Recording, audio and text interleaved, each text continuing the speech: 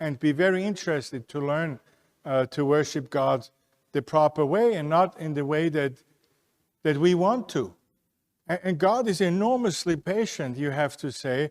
If you look around, how many churches worship Him as false and as wrong as can be, and God still at times blesses them, but at some point His patience ceases. Because if you walk, and I cannot wrap my mind around the patience of God.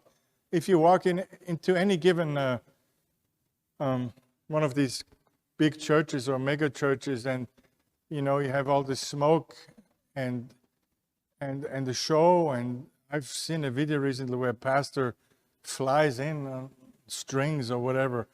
I don't know, he hit something on the way, but that's okay.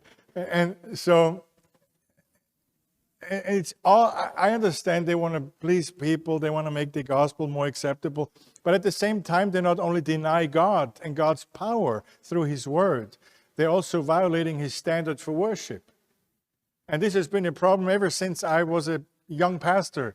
I always had people who would come into the church and they would say, we really love it here. We love the people, we love the preaching, the commitment to the truth. But boy, your singing is boring. And gone they are. I mean, at least they're honest, you got to say. But these are people who don't understand that worship is not primarily for us, but it is for God. And here's the thing, as with our lives, as it becomes all about God in contrast to all about us, a side effect will be God in His grace will edify us. But if you come in and say, no, I don't trust God in that respect, I begin right away the way that pleases me, like the world, with music that goes deep, in the way of the bass. I have to feel it in my rib cage.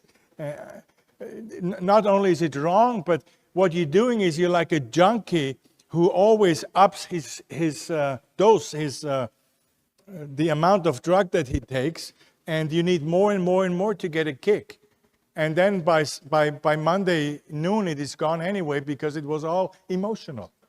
It was not the Holy Spirit. It was not the truth that edified you.